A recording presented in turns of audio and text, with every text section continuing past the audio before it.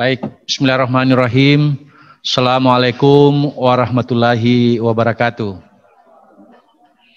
Salam sehat untuk kita semua yang kita banggakan, kita muliakan Wakil Gubernur Provinsi Sulawesi Selatan, Bapak Andi Sudirman Sulaiman ST, yang saya hormati para pimpinan fakultas, pimpinan jurusan, pimpinan program studi, yang saya hormati teman-teman dari Kejaksaan Negeri, dari LBH, dari PBHI, dan tentu yang saya cintai, saya banggakan para anandaku mahasiswa yang hari ini hadir sebagai peserta dalam workshop penyusunan kurikulum Program Studi Ilmu Hukum Universitas Negeri Makassar.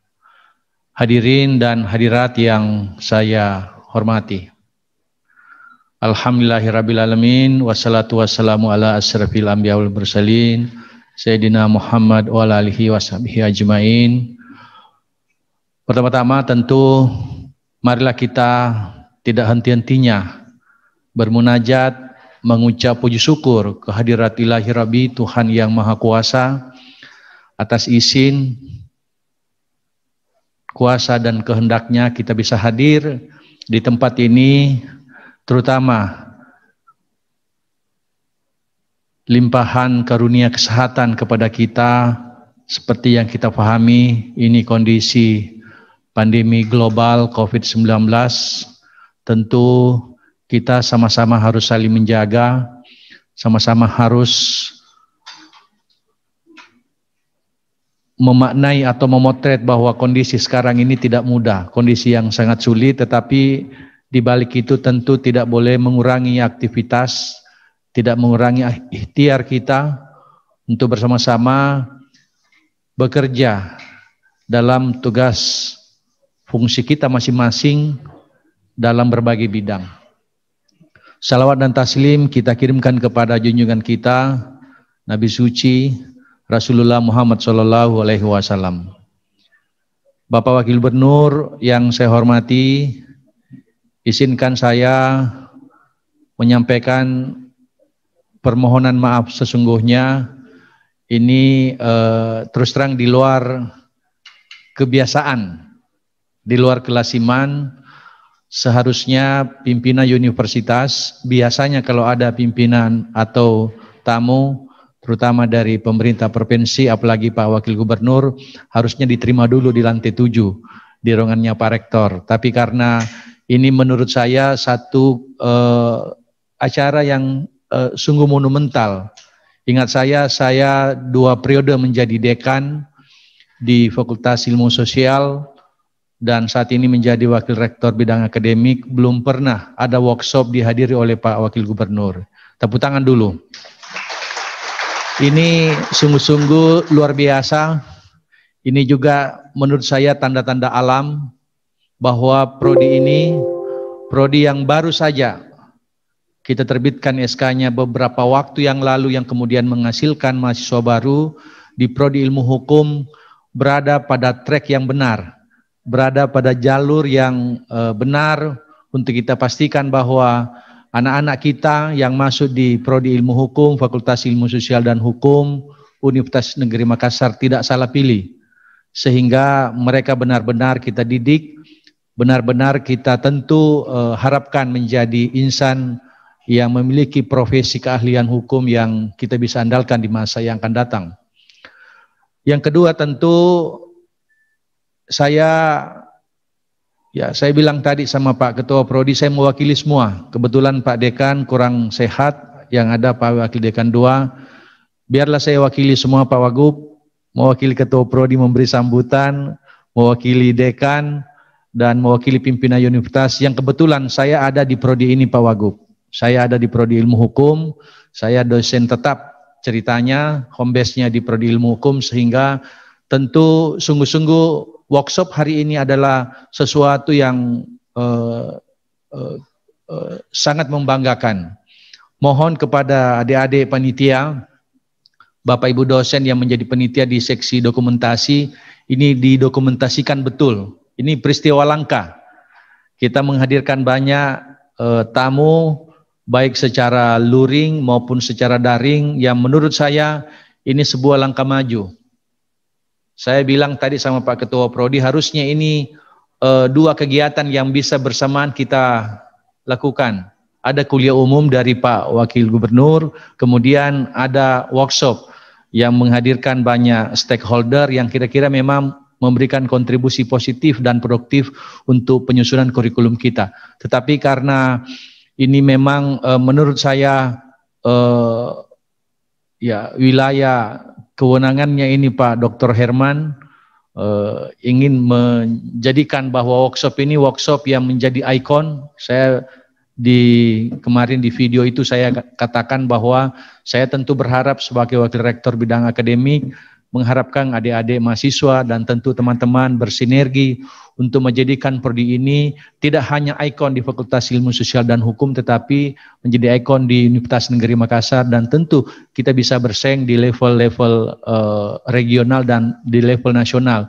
Bapak Ibu dosen kita berasal dari beberapa perguruan tinggi yang ternama, ada dari UGM seperti Pak Dr. Herman, ada Pak Dr. Andika dari Universitas Airlangga, ada Prof. Heri Tahir, saya juga kebetulan dari Airlangga, ada Ibu Ririn dari Airlangga, dan ada dari Unhas. Saya kira ini banyak sekali potensi-potensi sumber daya yang kita miliki. Saya ingin menyampaikan khusus untuk Pak Dr. Herman bahwa ini karena workshop penyusunan kurikulum, kita berharap salah satu kebijakan pemerintah, utamanya Kementerian Pendidikan dan Kebudayaan Republik Indonesia yang meluncurkan kebijakan Kampus Merdeka, Merdeka Belajar, yang melahirkan beberapa permen. Salah satu diantaranya adalah menjadikan program studi tertentu itu menjadi bagian yang tak terpisahkan dari seluruh domain sistem pendidikan kita. Sehingga kebijakan yang terakhir itu diminta kepada seluruh program studi untuk mempersiapkan satu kurikulum di mana satu kamar kurikulum reguler dan satu kamarnya itu adalah kurikulum Merdeka Belajar. Kenapa? Karena kalau kurikulum reguler itu memang disiapkan untuk mereka menjadi sarjana hukum, misalnya kalau di prodi ilmu hukum, dengan kemampuan kompetensi utama yang kuat. Kalau di kampus Merdeka, Merdeka Belajar, kebijakannya adalah selain kompetensi utama, kalau prodi ilmu hukum berarti kompetensi keilmuan hukumnya, itu juga harus memiliki kompetensi tambahan. Kompetensi yang lintas prodi, bahkan lintas fakultas dan lintas program studi. Ada 46 program studi kita yang hari ini hadir mengikuti program itu dalam kampus Merdeka. Anak-anak kita ada yang on ke perguruan tinggi di luar secara daring, ada juga sekitar 97 mahasiswa dari berbagai perguruan tinggi di Indonesia juga ikut bergabung di kita dalam program pembelajaran daring. Artinya apa? Saya kira ke depan atau di dalam workshop ini juga nanti harus difikirkan bagaimana menyusun kurikulum versi Kampus Merdeka yang membagi dua pemilahan, ada kompetensi utama dan ada kompetensi tambahan.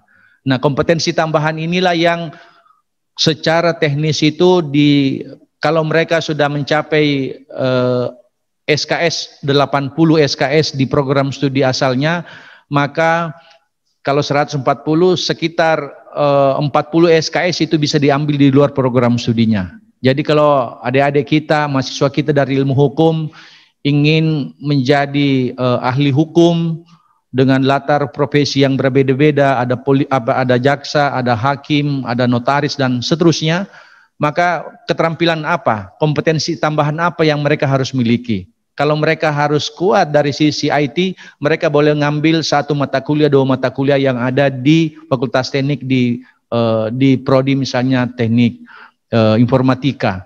Anak-anak kita ilmu hukum ingin menambah bagaimana membaca, misalnya kalau menjadi jaksa, membaca gestur tubuh dan